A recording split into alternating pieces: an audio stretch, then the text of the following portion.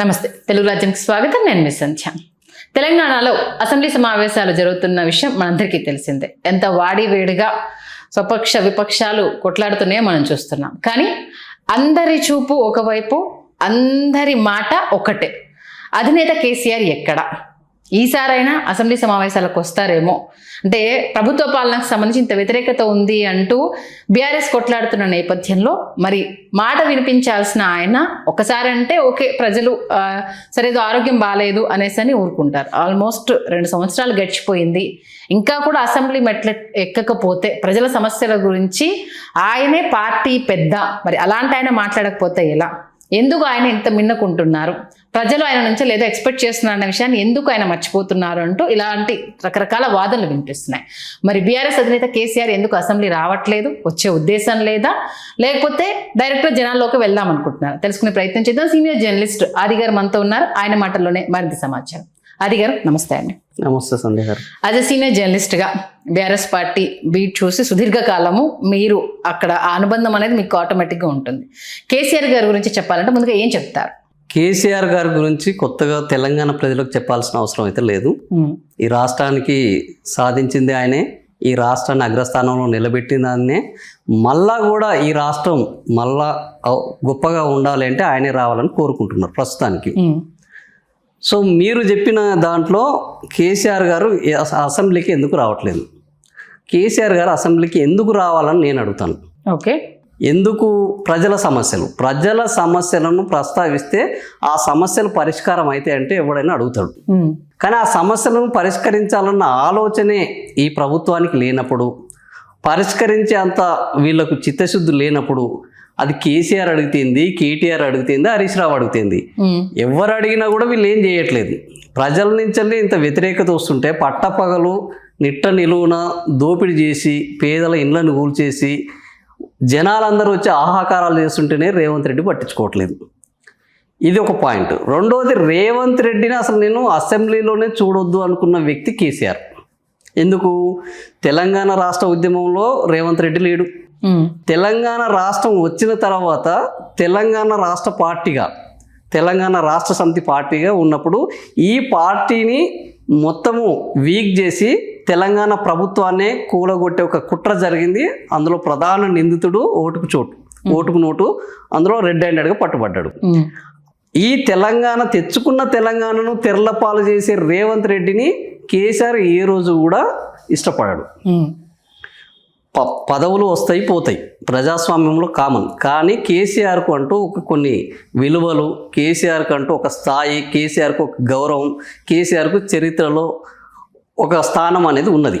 ఇలాంటి ఈ పరిస్థితుల్లో ఇప్పుడు కేసీఆర్ అసెంబ్లీకి వచ్చి రేవంత్ రెడ్డిని ఏమడగాలైనా, మీరు ఈ బడ్జెట్లో తప్పు పెడుతున్నారు, కరెక్ట్ పెట్టమంటే రేవంత్ రెడ్డి పెడతాడా? ఓకే. ఖమ్మంలో ఇల్లు కూలగొట్టిరు, అన్యాయం అంటే రేవంత్ రెడ్డి ఆ మాటలు వింటాడా? ఓకే. ఈరోజు మూసి పునరుజ్జీవానికి 16,000 కోట్ల రూపాయలు అవుతుంది మేము పెట్టినప్పుడు, నువ్వు 1,50,000 కోట్లతోటి ఏం చేస్తున్నావు అంటే రేవంత్ రెడ్డి వింటాడా? వినడు. ఇది రేవంత్ రెడ్డి కోరిక. ఏంది? కేసీఆర్ ప్రతిపక్షంలో అటుపక్కన కూర్చోవాలి, ఆయన ఎదురుగా నేను దర్జాగా సభాపక్ష నేతగా నేను కూర్చోవాలనేది రేవంత్ రెడ్డి కోరిక, కేసీఆర్ కోరిక కాదు. సో రేవంత్ రెడ్డి కోరిక నెరవేర్చడానికి కేసీఆర్ రాడు. ఓకే, సరే. ఇక్కడ నాదొక పాయింట్. మామూలుగా మీరు అన్నది సరే, అక్కడ సందర్భం ఏదైనా ప్రజలు ఆయన రావాలని కోరుకుంటున్నారు. ఎందుకంటే అసెంబ్లీ వేదికగా ప్రశ్నించినప్పుడు, ఎందుకంటే అన్ని నియోజకవర్గాలకు సంబంధించిన ఎమ్మెల్యేలంతా ఒక చోటు ఉంటారు. ఆయన ధాటి కావచ్చు, ఆయన నోరు విప్పితే ఎలాంటి సిచ్యువేషన్స్ క్రియేట్ అవుతాయనేది తెలుసు. అంటే ఒక సినిమాలో డైలాగ్ ఉంటుంది, చెప్పే మనిషిని బట్టి, చెప్పే సందర్భాన్ని బట్టి చెప్పే విషయం వివరణ మారిపోతుంది అనేసి అని. అది కేసీఆర్ గారి నుంచి ఎక్స్పెక్ట్ చేస్తున్నారు. అవునంటారా కాదంటారా? కేసీఆర్ మీరు అన్నది చెప్పే మనిషిని బట్టి, చెప్పే సందర్భాన్ని బట్టి ఖచ్చితంగా ఆ సమస్యకు పరిష్కారం ఉంటుంది. కానీ పరిష్కరించే వాడికి ఆ ఆలోచన ఉన్నప్పుడు వాడికి చెప్పాలన్న ఆలోచన వస్తుంది. ఓకే. ఇప్పుడు నేను మీకు ఇంటర్వ్యూ ఇస్తే ఈ ఇంటర్వ్యూ జనాలకు వెళ్తుంది, నేను చెప్పింది బ్రహ్మాండంగా రీచ్ అవుతుంది అన్నప్పుడు నేను ఉన్నాయని చెప్పాలనిపిస్తుంది. అసలు ఈ ఇంటర్వ్యూ ఓన్లీ రికార్డింగ్ దగ్గరే ఉన్నది అని అనుకో, మీరు ఎన్ని అడిగినా నేను చెప్పడం వల్ల ఉపయోగం ఉంటుంది. ఓకే, అంటే ఏ మాత్రం ఎఫెక్ట్ చూపించదంటారా? ఏముంటుంది? రేవంత్ రెడ్డిని 2.5 ఏళ్ల నుంచి 6 గ్యారంటీలు అని చెప్పారు. 6 గ్యారంటీల గురించి జనాలు కూడా అడుగుతున్నారు. రైతు భరోసా అన్నాడు. రైతు భరోసా రైతులు అడగట్లేదా? రైతులు అడుగుతున్నారు. ఇస్తున్నాడా? మొన్న 17వ తారీఖు అన్నాడు, 23వ తారీఖు అన్నాడు. ఇట్లా ఆయన డేట్లు పెట్టడమే. వచ్చిన 100 రోజులలో మేము మొత్తం హామీలు అమలు చేస్తామన్నారు. మొదటి సమావేశంలోనే 6 గ్యారంటీలకు చట్టబద్ధత ఇచ్చారు. చట్టబద్ధత కల్పించిన దానికే అమలు లేనప్పుడు కేసీఆర్ వచ్చి మాట్లాడితే అమలు జరుగుతాయా? ఫస్ట్ చట్టంలోనే ఉన్నది. ఓకే. సో చట్టంలో ఉన్నదాన్నే ఆ చట్టాన్ని తయారు చేసిన వాళ్ళకే దాన్ని అమలు చేయాలన్న చిత్తశుద్ధి లేదు. అవునన్నా కాదన్నా తెలంగాణ ధనిక రాష్ట్రంగా కేసీఆర్ ఉన్నంత కాలము ప్రొజెక్ట్ అయింది. రేవంత్ రెడ్డి వచ్చి ఏం చేశాడు? అప్పుల రాష్ట్రాన్ని మొదలుపెట్టాడు. ఎవడైనా అప్పులున్నా కూడా లోపల తిప్పలు పడాలి, బయటికి గొప్పలు చెప్పుకోవాలి. ఆ తర్వాత ఆ అప్పులను ఎట్లా తీర్చాలని ఆలోచించాలి. కానీ ఉన్న అప్పులని మొత్తం డప్పులు కొట్టుకొని బయటికి పోతే చెప్పులు ఎత్తుకపోతున్నారు, చెప్పులను ఎత్తుకపోయి దొంగల లెక్క చూస్తున్నారని నీ పరువు నువ్వే తీసుకున్న దగ్గరికి పోయి ఆ రేవంత్ రెడ్డి దగ్గర కేసీఆర్ మాట్లాడితే నాకు తెలిసి ఆయనకు ముఖ్యమంత్రి స్థానము, ఇప్పుడు మీరు అన్నారు చూసావా, ముఖ్యమంత్రి స్థానం అనేది ప్రజలు ఇచ్చారు, కానీ దానికి కూడా అక్కడ కూర్చున్న వాని వల్ల విలువ వస్తుంది. ఆ స్థానంలో కూర్చున్న వాళ్ళ వల్ల విలువ వస్తుంది. అబ్దుల్ కలాము రాష్ట్రపతికి కూర్చుంటే ఒక విలువ ఉంటుంది, నరేంద్ర మోడీ ఒక స్థానంలో కూర్చుంటే ఒక విలువ ఉంటుంది, రాజశేఖర రెడ్డికి, రోసయ్యకు, కిరణ్ కుమార్ రెడ్డికి ముఖ్యమంత్రులే, కానీ అందరికి ఒకటే విలువ ఉందా? ఉండదు.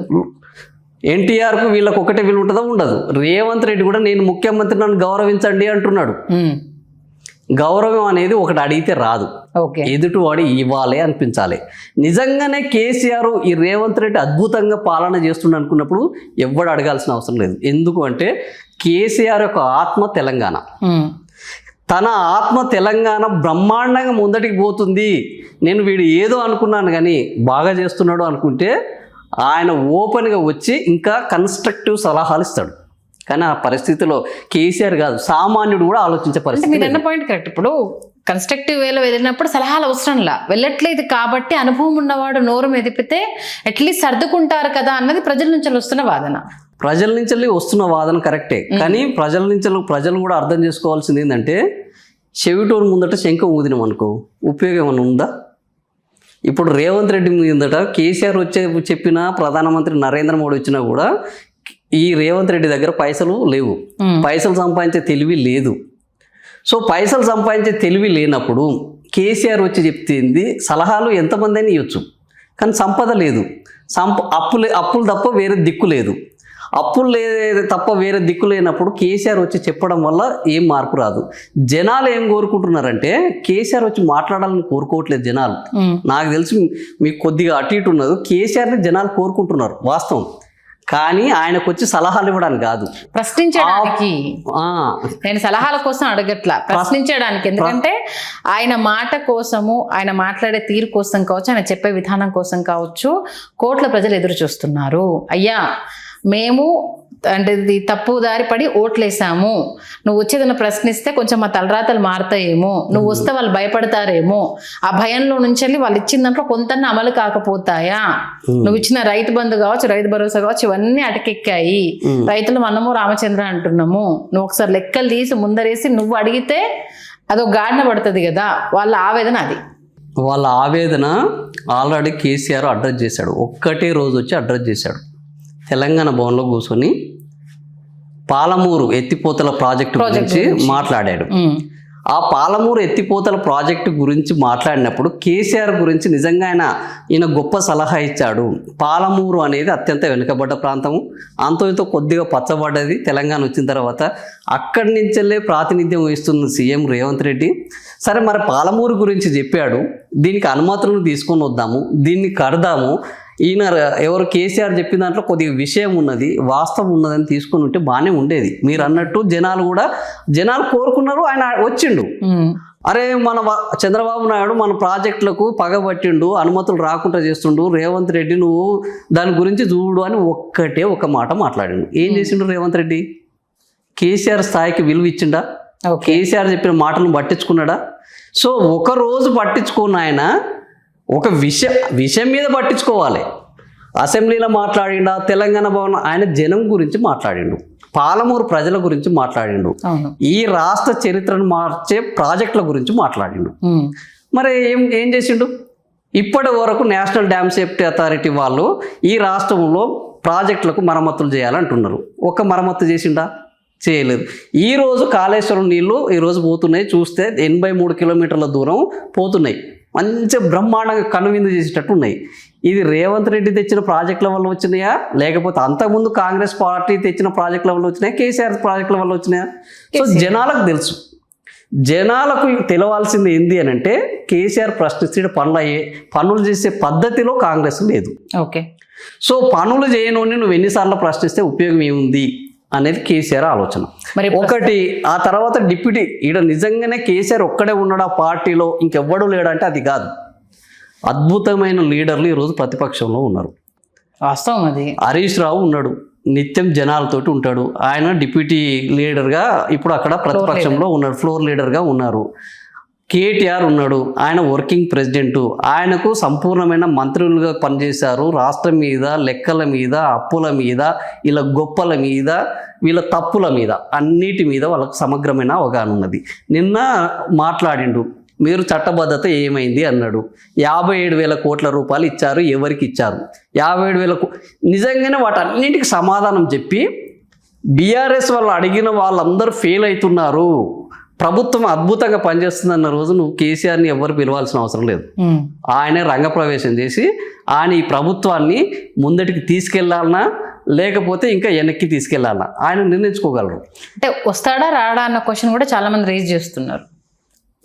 ఎప్పుడైనా కేసీఆర్ గురించి రకరకాలు, ఈ రాష్ట్రంలో కేసీఆర్ ఉద్యమం మొదలుపెట్టినప్పటి నుంచి నాకు తెలిసి, నేను 2001 జలదృశ్యం నాంచులు చూస్తున్నాను. కేసీఆర్ గురించి ఎవ్వడు వార్తలు రాసినప్పుడు ఫెయిల్ అయ్యి, కానీ కేసీఆర్ ఫెయిల్ కాలేదు.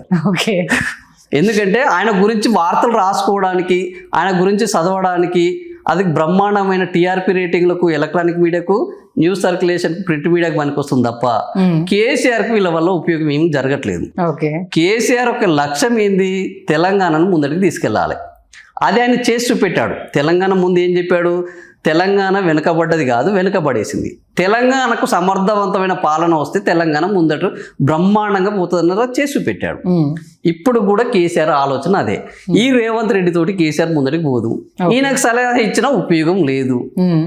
సో ఆ చెవిటోని ముందట శంఖం ఊదడం, ఆ నోరు నొప్పి, ఇది తప్ప దానివల్ల ఉపయోగం లేదన్న ఆలోచనతో ఉన్నారు. నాకు తెలిసి కేసీఆర్ అసెంబ్లీకి వచ్చే అవకాశం లేదు. ఈ బడ్జెట్ సెషన్లో అయితే అసలు లేదు. ఓకే. అంటే అసెంబ్లీ పక్కన పెడదాం, ప్రజాక్షేత్రంలోకి వెళ్తారా? ఎందుకంటే పాలమూరు ఎత్తిపోతల పథకానికి సంబంధించి ఆయన ప్రెస్ మీట్ పెట్టినప్పుడు తొందరలోనే ప్రజాక్షేత్రంలోకి వస్తాను, ఖచ్చితంగా నియోజకవర్గాల్లో పర్యటన చేస్తాను, మీటింగ్లు పెడతాను అనేసి అన్నారు. అది ఇంప్లిమెంటేషన్ చేస్తారా?